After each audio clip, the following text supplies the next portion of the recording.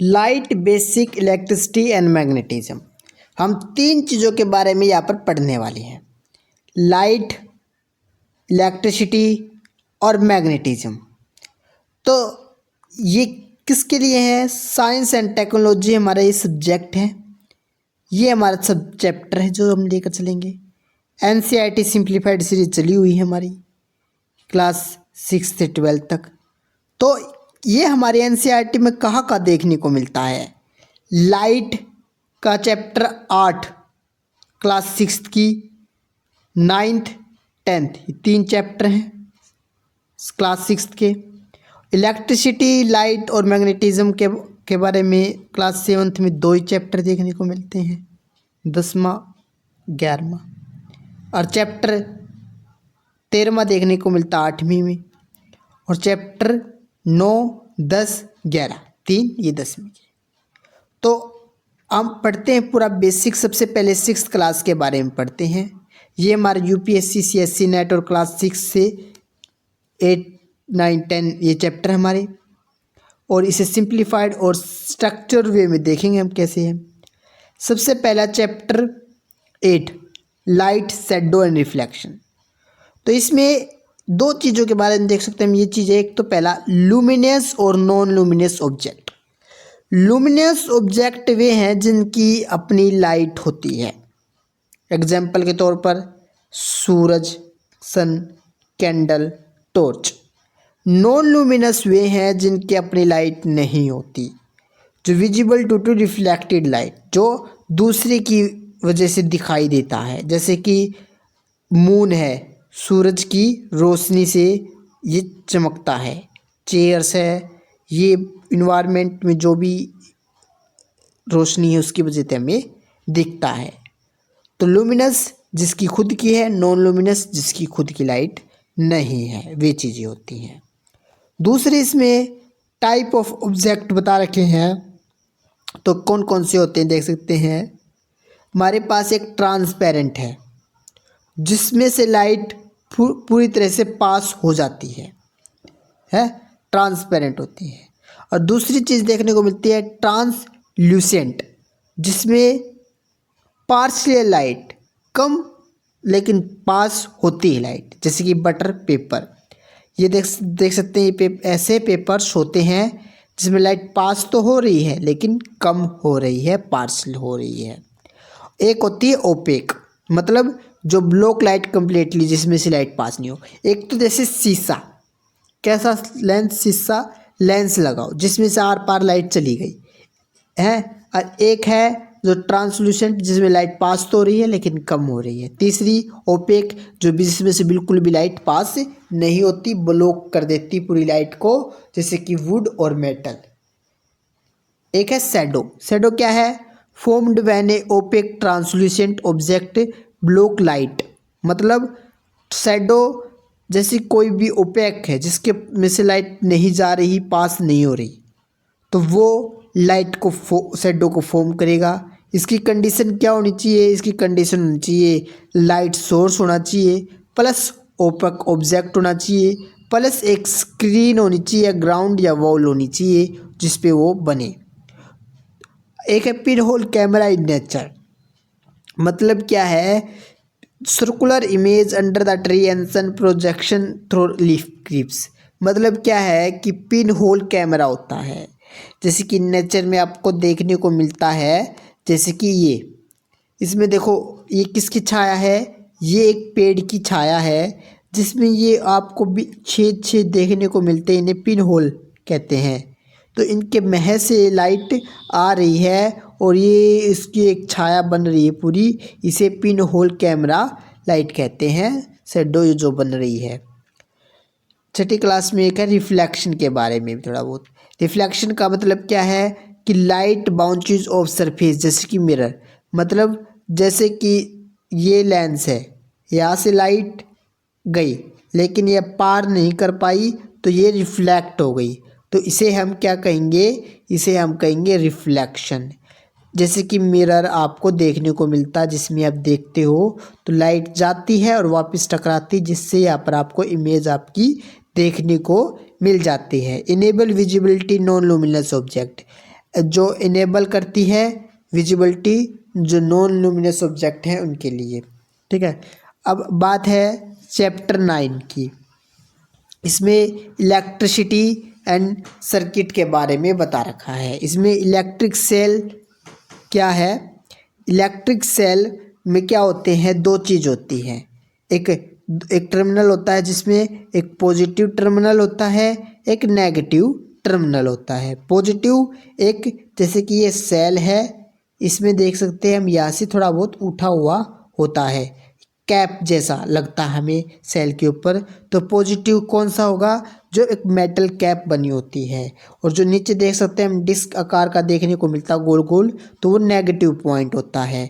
ये दो टर्मिनल हो गए, एक पॉजिटिव टर्मिनल एक नेगेटिव टर्मिनल इलेक्ट्रिक सेल के अंदर। तो इसका फंक्शन क्या है, जो केमिकल है वो इस सेल के अंदर क्या होता है जो क्या करेगा, इलेक्ट्रिसिटी को प्रोड्यूस करेगा।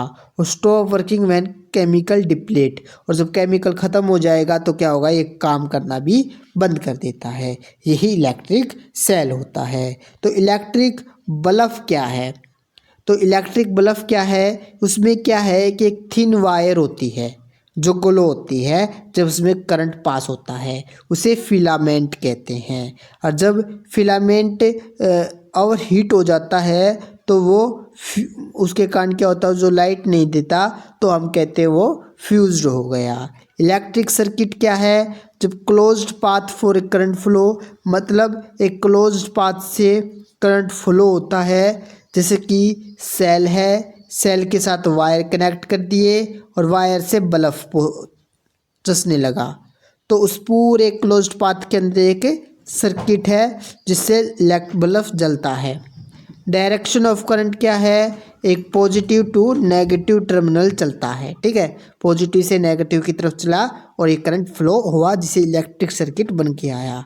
अब कंडक्टर और इंसुलेटर क्या है, हम देखते हैं कि कंडक्टर जो है वो अलो करता है करंट को, जैसे कि कॉपर सिल्वर है। इसका यूज़ वायर्स में, स्विचेस में, प्लग्स में इनका इस्तेमाल किया जाता है। जबकि इंसुलेटर क्या है, ब्लॉक कर देता है करंट को। एग्जांपल प्लास्टिक और वुड है। और साथ में इंसुलेटर, जैसे कि हम प्लास्टिक की क्या करते हैं, जो स्विच है खटके हैं उन्हें लगवा रखते हैं, किसके लिए, उस खटके को दबाएंगे तो वो चसने लगता है, मतलब इलेक्ट्रिक सर्किट चालू हो जाता है। उसे बंद करेंगे तो इलेक्ट्रिक सर्किट बंद हो जाता है।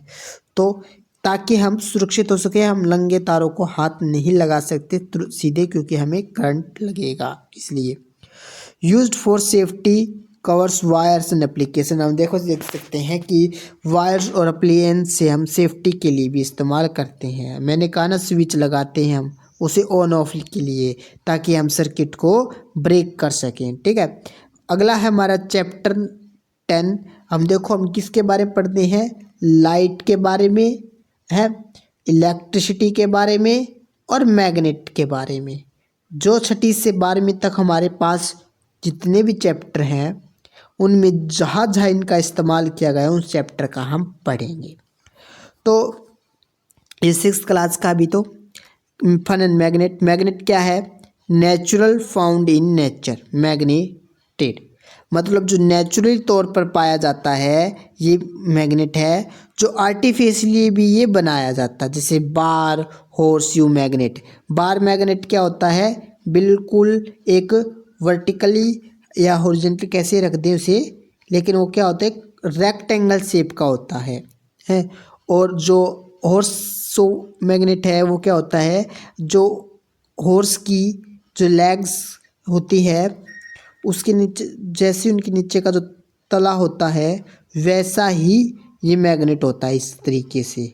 ठीक है, इसे हम हॉर्स शो मैग्नेट कहते हैं। अगला हमारे पास magnetic versus non magnetic material. तो magnetic versus non magnetic material क्या है, मैग्नेटिक जो जैसे कि आयरन है, निकल है, कोबाल्ट है, जो अट्रैक्ट करेगा मैग्नेट को उसे मैग्नेटिक कहेंगे। जो अट्रैक्ट नहीं करेंगे, जैसे वुड है, प्लास्टिक है, ये अट्रैक्ट नहीं करते मैग्नेट को, जिसे नॉन मैग्नेटिक कहेंगे। अब देख सकते हैं हम इनके 2 पोल होते हैं, एक पोल को हम नॉर्थ पोल कहते हैं, एक पोल को हम साउथ पोल कहते हैं। तो जो नॉर्थ पोल है वो क्या करता है, नॉर्थ पोल फेयरली सस्पेंडेड, और जो साउथ पोल है वो अर्थ के साउथ की ओर होता है। ये लो कैसे काम करता है, जो ये दोनों हैं ये एक दूसरे को अट्रैक्ट करेंगे। नॉर्थ साउथ मतलब जो अनलाइक पोल हैं वो एक दूसरे को क्या करेंगे, अट्रैक्ट करेंगे। चलो यहाँ पर भी नॉर्थ है और यहाँ पर भी ये जो साउथ है ये साउथ है, ये दोनों है साउथ साउथ, ये दोनों सेम है, वो रिपेल करेंगे एक दूसरे की से दूर भागेंगे। तो इनका ये काम है। अगले एप्लीकेशन क्या है, कहाँ का इसका यूज होता है, कंपास में देख सकते हैं हम। नॉर्थ साउथ की डायरेक्शन बताने के लिए इसमें एक नीडल लगा दिया जाता है मैग्नेटाइज्ड, जो इसको कंपास के तौर पे इस्तेमाल किए देखने को मिलता है। केयर ऑफ मैग्नेट मतलब हमें कैसे मैग्नेट का ध्यान रखना चाहिए, हमें हैम्परिंग, ड्रॉपिंग और हीटिंग से हमें इसे दूर रखना चाहिए, इसे बचाना चाहिए, स्टोरेज करना चाहिए।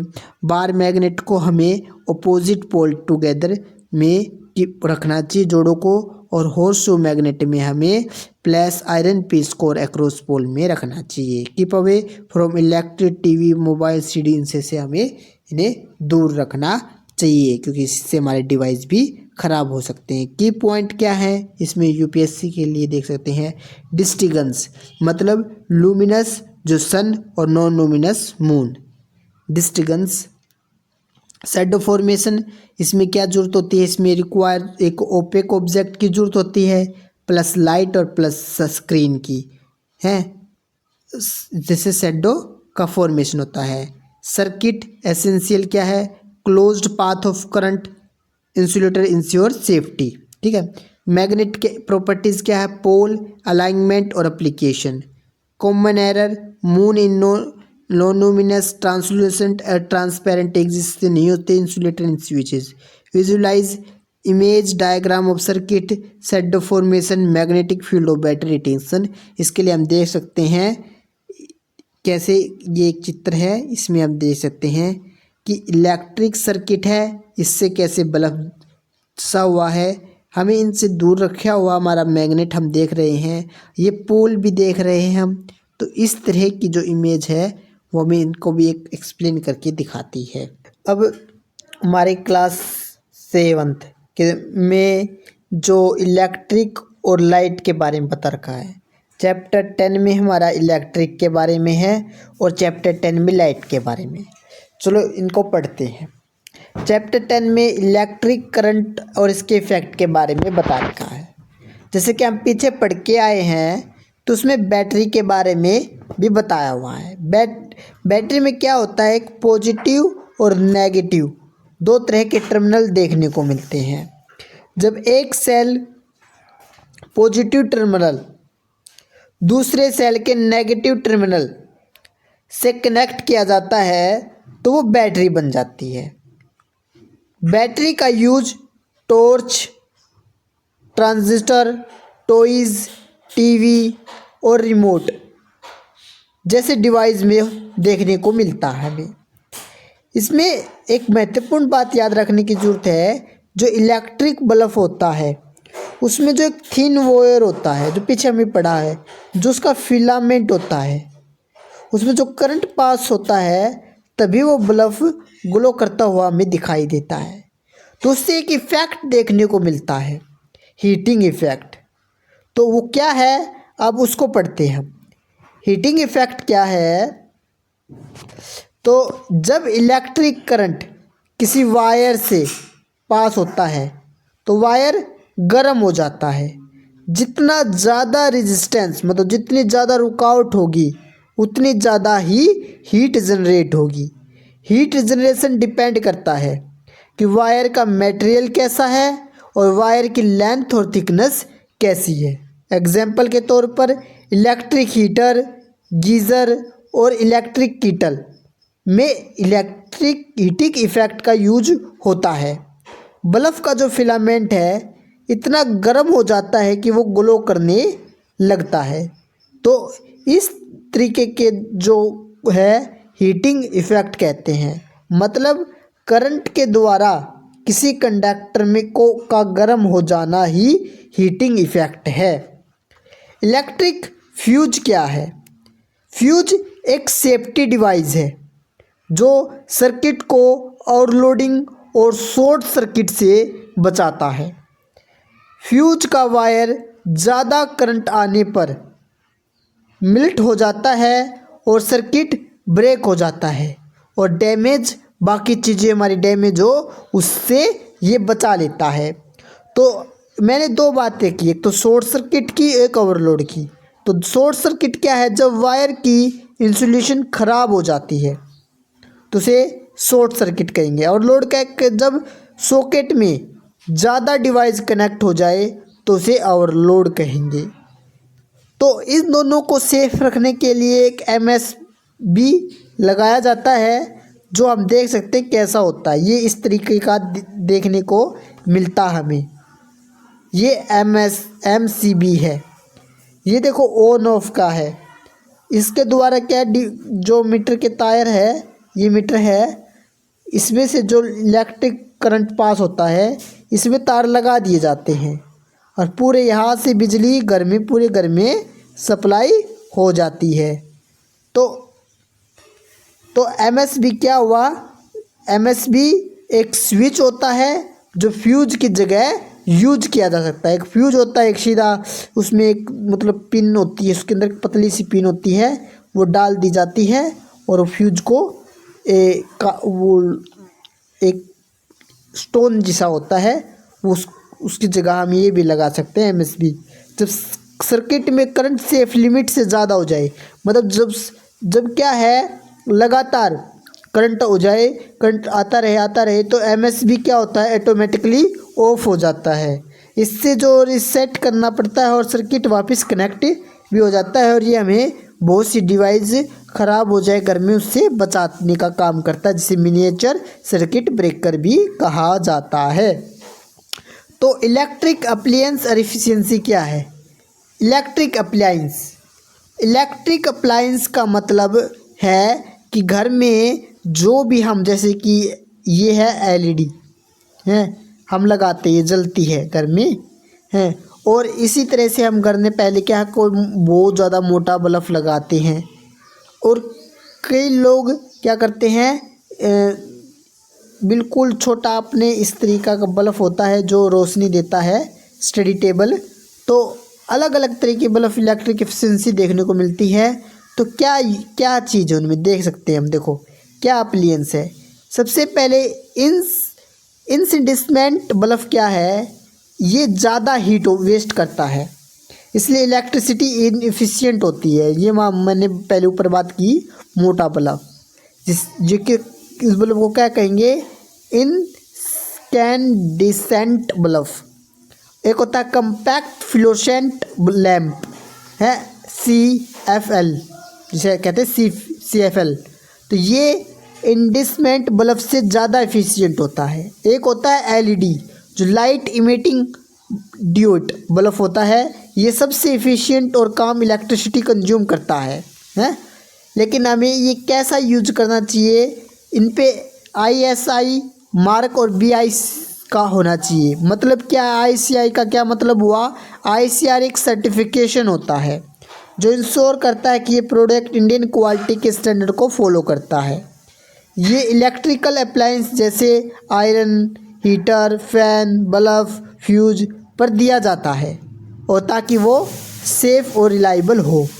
BI के है ब्यूरो ऑफ इंडियन स्टैंडर्ड, मतलब BI एक गवर्नमेंट ऑर्गेनाइजेशन है जो प्रोडक्ट क्वालिटी और सेफ्टी स्टैंडर्ड को सेट करता है।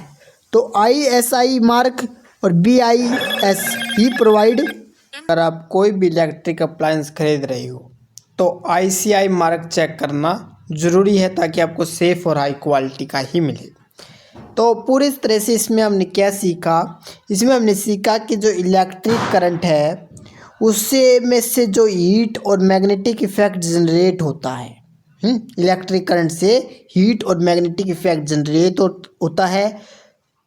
फ्यूज और MSB सेफ्टली यूज किया जाता है। LED बल्ब सेफ से एनर्जी इफिशिएंट होता है। 3 चीज़ें इसमें सीखी। तो magnetic effect of electric current क्या है, जब इलेक्ट्रिक करंट किसी वायर से पास होता है जब इलेक्ट्रिक करंट किसी वायर से पास होता है तो उसके आसपास एक मैग्नेटिक फील्ड पैदा हो जाती है। तो ये इफेक्ट हैंस क्रिश्चियन ओस्टेड ने डिस्कवर किया था। कैसे डिस्कवर किया कि ओस्टेड ने देखा कि जब एक करंट कैरिंग वायर के पास कंपाक्स रखा गया तो कंपाक्स की जो नीडल है वो डिफ्लेक्ट कर रही गई। तो इसका मतलब है कि इलेक्ट्रिक करंट से मैग्नेटिक फील्ड जनरेट होता है और करंट कैरिंग वायर एक मैग्नेट की तरह बिहेव करता है। इसी बिहेवियर को हम electric effect of magnetic current कहते हैं। तो बात आती है अब इलेक्ट्रोमैग्नेट की क्या है। इलेक्ट्रोमैग्नेट वायर के कोयल से बने होते हैं जिसमें इलेक्ट्रिक करंट पास होता है। जब करंट फ्लो होता है तो कोयल मैग्नेट की तरह बिहेव करता है। जब करंट बंद होता है तो मैग्नेटिज्म भी ख़त्म हो जाता है। तो इसका एप्लीकेशन क्या है इलेक्ट्रोमैग्नेट का। इलेक्ट्रोमैग्नेट का यूज बहुत जगह होता है। हैवी ऑब्जेक्ट को लिफ्ट करने के लिए केन्स में इसका यूज किया जाता है। स्क्रैप यार्ड में मेटल को सेपरेट करने के लिए, हॉस्पिटल में छोटी मैग्नेटिक ऑब्जेक्ट जैसे मेटल स्प्लेंडर को अंक से निकालने के लिए भी होता है। तो कंक्लूजन हम कह सकते हैं कि electric current magnetic effect create करता है। इलेक्ट्रोमैग्नेट का यूज इंडस्ट्रियल और मेडिकल फील्ड में होता है। ये टेम्पररी मैग्नेट होते हैं जो करंट ऑफ करने पर अपनी मैग्नेटिज्म खो देते हैं। चैप्टर 11 लाइट के बारे में है। सबसे पहले इसमें रिफ्लेक्शन ऑफ लाइट के बारे में पढ़ते हैं। जैसे कि एक सरफेस एरिया है, बिल्कुल सरफेस एरिया प्लेन एरिया है। इस पे जो एक लाइट यहाँ पर एक सोर्स है, यहाँ से जो लाइट आई जिसे हम इंसिडेंट रे कहेंगे, और यहाँ से जो रिफ्लेक्ट करी जिसे रिफ्लेक्टेड रे कहेंगे, और जो बीचों बीच एक लाइन बनी इसे नॉर्मल रे कहेंगे। और इन दोनों का इसका एंगल इंसिडेंट एंगल कहलाएगा और इसका एंगल रिफ्लेक्टेड एंगल कहलाएगा। और इन दोनों का जो एंगल है वो बराबर होगा। इसी तरह से जो ये इस तरीके से एक इमेज बनेगी बिल्कुल सेम साइज़ पे यहाँ पर, और जो हमें इमेज दिखाई देगी वो उसके लेफ़्ट राइट, मतलब जो हमें यहाँ जो इमेज जो मिरर है उसमें हमने देखा तो जो इमेज हमें देखने को मिली वो हमें जो राइट हैंड है वो इमेज में हमें लेफ़्ट की तरफ दिखने को मिलेगा। इस तरीके से जो लाइट का रिफ्लेक्शन लाइट का मूड जाती है उसे ही रिफ्लेक्शन ऑफ लाइट कहते हैं, प्रकाश का प्रतिबिंब। तो लाइट क्या है, हमेशा क्या है, एक स्ट्रेट लाइन में आएगी, एक स्ट्रेट में ही ट्रैवल करती है। लाइट के बीच अगर कोई प्रतिबंध लगा दिया बीच में तो उससे आगे लाइट जा नहीं पाएगी, या कोई इस तरीके से लाइट नहीं जाती। लाइट बिल्कुल सीधी जाती है।